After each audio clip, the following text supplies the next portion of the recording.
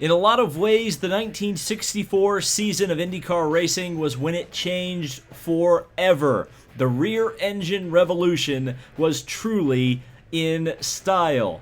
But today, we are going to stick with the dinosaurs for the Trenton 100 to try to break my Trenton Curse, in which at the Trenton Speedway, I've not been able to win or really place very well in any of the races. I've decided to go with my Curtis, powered by a 63 Novi engine with a 4-speed gearbox. I found that this car is a pretty potent combination around the Trenton Speedway. Originally, I was planning on using a completely different car. No, it's not the Curtis Type 2, which I started the 1963 season with. It's this Lotus that I purchased at the end of the 1963 season and stuck a Offenhauser engine in it, and also have equipped it with a 1964 style 4-speed gearbox. But as it turned out, the Novi-powered Curtis is actually faster than this Lotus around Trenton. I can turn more consistently fast times, and I think in terms of a car that can get me to the winner's circle at Trenton and get me a good start to the season, it's this Curtis. Now, if we win Trenton, or at least place well there, I might be ending up going back to the Lotus for the Indianapolis 500. Not sure if I'm going to swap the Offie out for a Ford or what, but this may be the car that I take to the 1964 Indianapolis 500, because I think probably the rear engine cars are the ticket there, but it's going to be hard to tell. So without any further ado, this is Indy 500 month and the first video in my return to Indy 500 Evolution.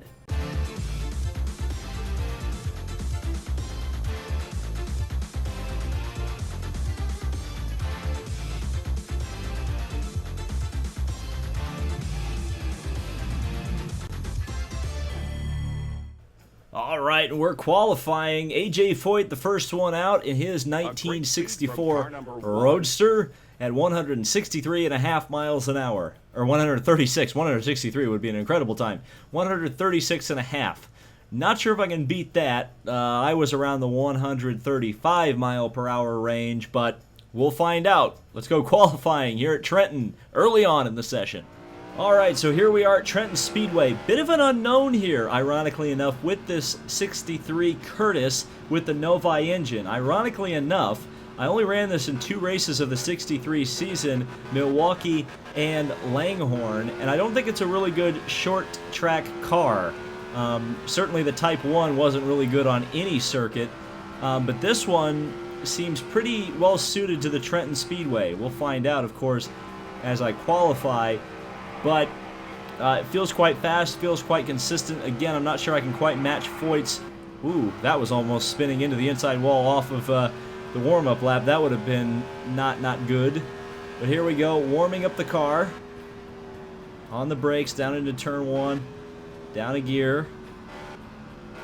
Try not to take too much out of it on the warm-up lap, because the warm-up lap doesn't count for your qualifying attempt. So if I go run a 140 mile an hour lap on this lap, it doesn't really matter. This lap is more about getting acclimatized to the track and trying to figure out how to attack best. So go off of turn 4, down the main straightaway, big punch, lots of power out of this Novi, and that's kind of what you want here at Trenton with the long straightaways. His hand is up. Okay, 135 on the warm-up, so we're already in the ballpark of where I want to be. Considering that warm-up, I slid a little bit coming out of turn 1. I heard the engine bog down a little bit there. That warm-up was pretty stout. When I kind of missed going into 3 and 4 here. Gonna ride around the outside of the track, so I don't think this is gonna be a very good lap. I'm gonna have to, yeah, you can see the car just, I pinched it off too much out of turn 4 there, and this is gonna be probably not a very good lap. It's the final yeah, 133. So it's time to really go for it. I really asked a lot of the engine there, downshifting that early. Try not to bog it down. This time I didn't. Through the right-handed turn, which is so unique about Trenton Speedway. And then arc it into turn 3. Slidey, slidey, slidey. Come on. Stay together. There we go. Nice and straight off of the final corner and the acceleration to the line. Come on. Can I get pole position? No. Slower again. Well, I ended up doing exactly what I didn't want to do, and that was go too hard too early and put in a big time on my warm-up lap. Not sure where 135.1 would have put me on the grid, if any place higher. Looks like I'm really the only guy in the 134. There's guys in the 137, 138 for Jim Clark. Parnelli Jones has the pole position. Let's take a look at the starting grid, actually. That might be easier. So, yeah, seems like I'm kind of bringing up the back half of the field here. Almost 140 miles an hour for Parnelli Jones and his Watson Roadster. And then we've got some fairly slow people at the back, 126 for Matt Anglis. So, pretty big spread through the field here for the Trenton 150. I think I called it the Trenton 100, but I guess we've added a few more laps to this race. Now let's see if I can work my way up from 11th. Let's get racing here at Trenton. Welcome to Trenton International Speedway. This 1.5-mile oval track is very fast and a popular stop for all the drivers and teams. So considering my qualifying effort was pretty much doomed to be 11th, let's see if we can race our way up through the field. AJ Foyt and Johnny Rutherford just ahead, and we're underway here at Trenton Speedway, and the 1964 season as well underway. And Bobby Marshman driving around the outside of me. I believe Marshman is in a Lotus, and he makes that pass relatively easy on the outside, so I'm going to have to fight to get back around Marshman, all the way down to 12th already.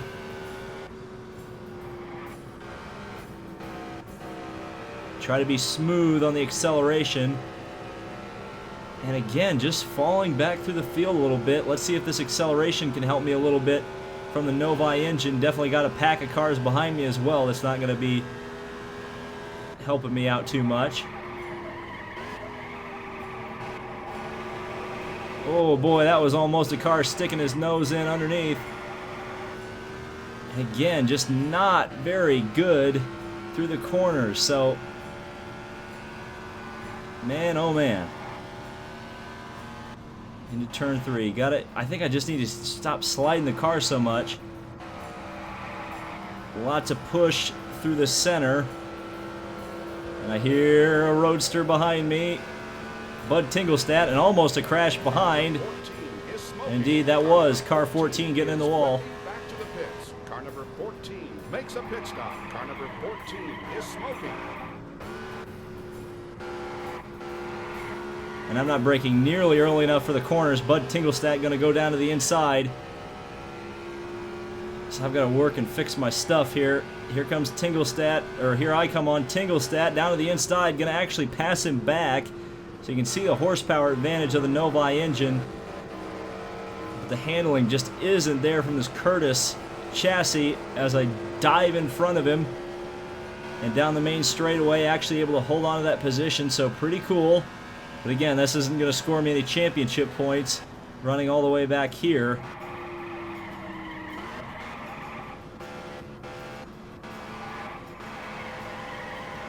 Oh, lots of push. Again, the car just pushing up the track. Probably getting on the power too early, but it's kind of like a panic situation for me.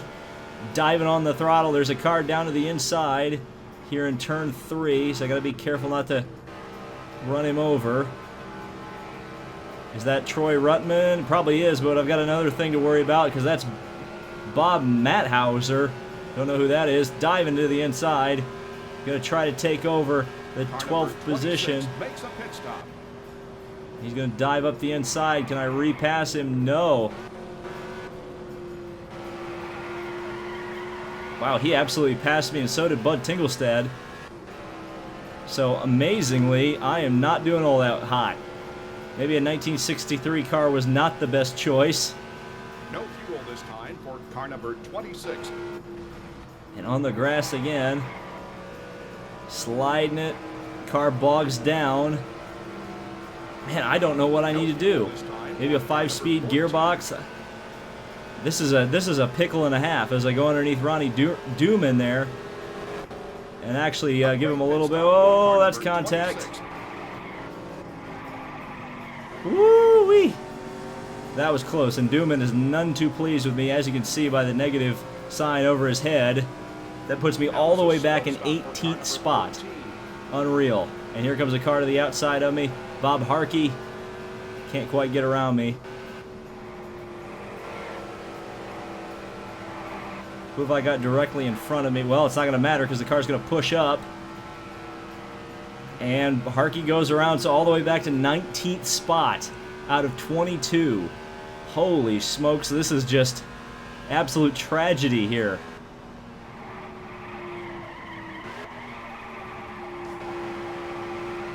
See if I can get on it here. Car's still stepping out.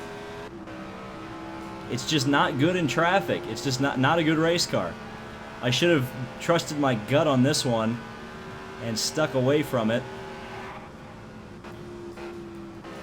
Or stayed away from this car. Known what it did at Milwaukee. Known what it did at Langhorne.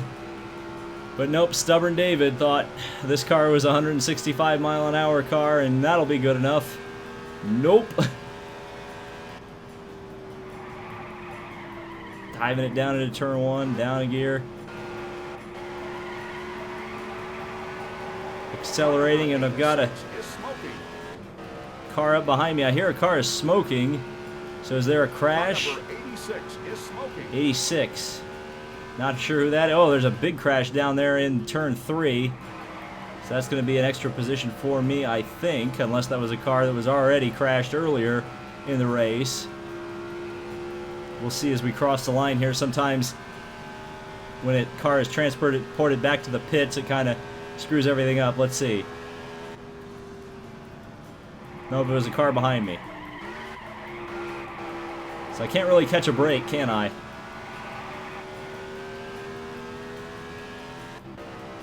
Accelerating down the back straightaway. Kind of falling into a rhythm here, I guess. Not really catching Harkey out in front of me. But also not losing a ton of ground either. Definitely, again, turns 3 and 4. No bueno. Very slow through there. Crossing the line.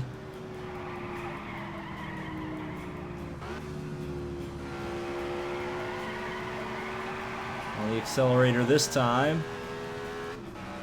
Just absolutely tried to drive through there as cautiously as possible to try not slide the car. That may be where I'm losing all this time.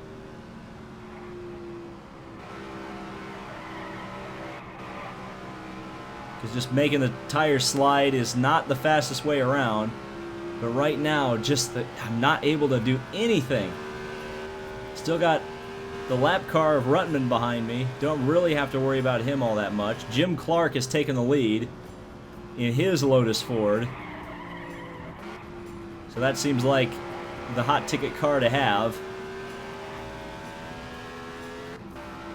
So I may be getting a Ford for Indianapolis.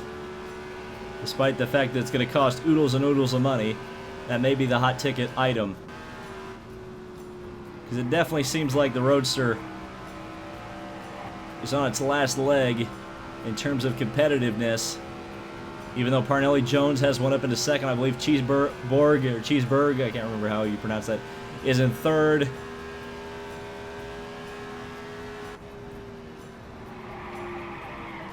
So there's still competitive Roadsters out there. It's just not mine.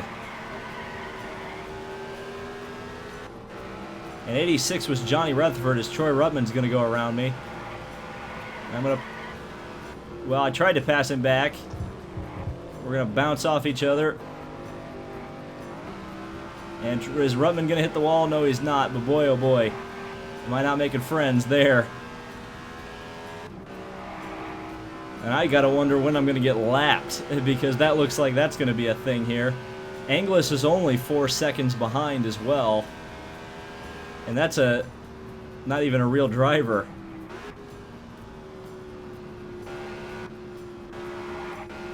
Ooh.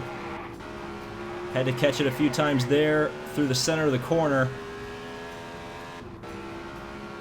And I very nearly downshifted when I should have upshifted, so that was also very close to causing myself some major issues. But the major issue right now is the fact that I just have zero pace. The car is slower than a dog and does not handle particularly well. Certainly not suited for this sort of a track. Or pretty much any track, I don't think, at this point now.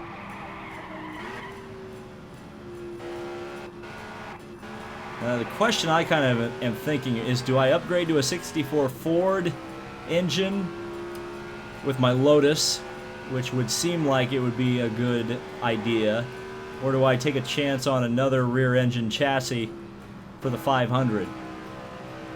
And I'm not sure how to answer that question at the moment. I think the best bet may be to go with the Lotus. I've already got it in-house. Spend the money on the engine so I don't have to spend the money on another car.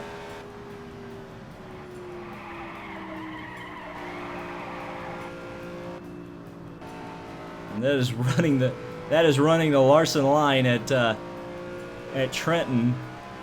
A little too much sliding going on there. You can see 7 seconds to Harkey. So just this car is completely uncompetitive. Despite the fact that I was able to qualify 11th, that don't mean bupkis in the grand scheme of things, it seems.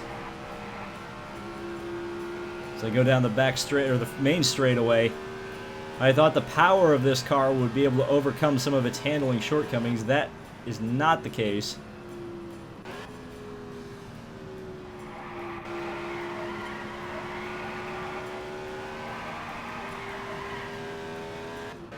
And it looks like the Trenton Curse is absolutely continued. Not only continued, but just absolutely destroyed this race for me.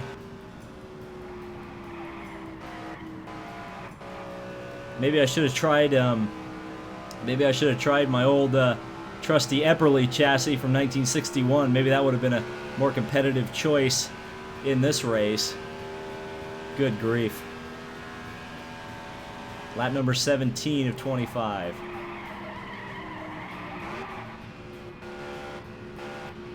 And for somebody who won a national championship his first year in 1961, I'm I'm on the struggle bus. In terms of this, let's go on board. That's a bit loud, but maybe I'll drive better on the cockpit view. Kind of interesting that a game like this has a cockpit view, and Gran Turismo didn't even have a cockpit view at this point.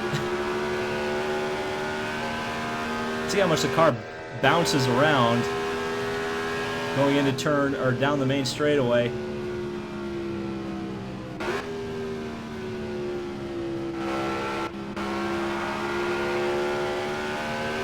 On the throttle. Jim McElreath is now the next car, so interesting that one of the cars got passed by another one of them. Or McElreath had some trouble and very slow through 3 and 4 that time. No bueno.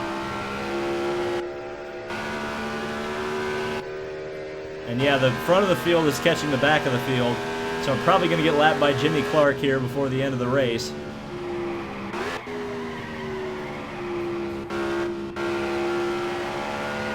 Boy, oh boy, am I going to be using his Lotus in the next race at Indianapolis. There's no doubt in my mind about that one.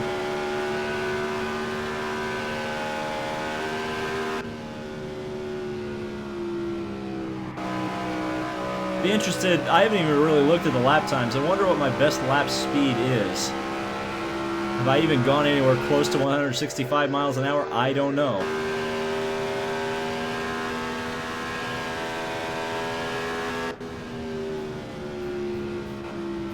Now, 134.7, so 0.3 of a mile an hour off of 135, which I ran in qualifying. So still not quite there. Now Bob Harkey has moved back into the position in front of me.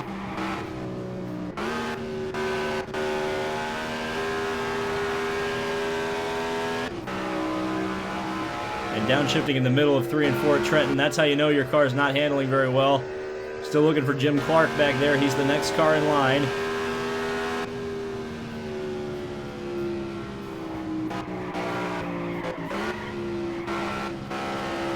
So he'll be around me very quickly in his Lotus. And that car beginning to establish a true sense of dominance, and definitely makes me look very stupid for choosing a friggin' Novi to go to Trenton with.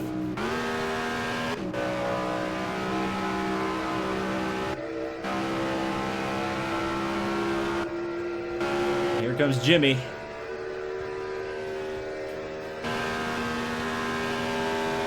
This actually sounds like one of the old IRL cars, which is kind of funny.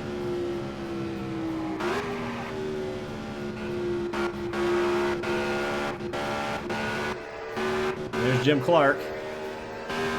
Whoops. Well, that's a way to do it. Oh god, I've just been hit by Parnelli Jones. That was kind of stupid. And he absolutely huge crash right there to end this one at Trenton. Oh no. And we'll wait for the results table. Well, that's what I get for looking at my mirrors as a World Grand Prix champion comes up behind me. That's an embarrassing return to Indy 500 Evolution. 21st place. Johnny Rutherford somehow managed to do worse than me.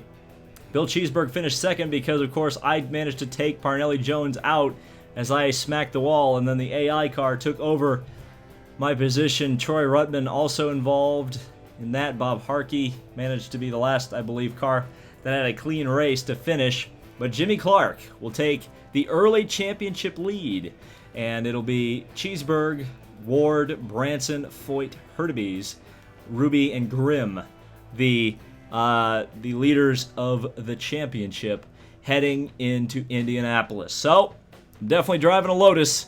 There's no doubt about it. We'll see you in the next video for Indianapolis 500 time trials.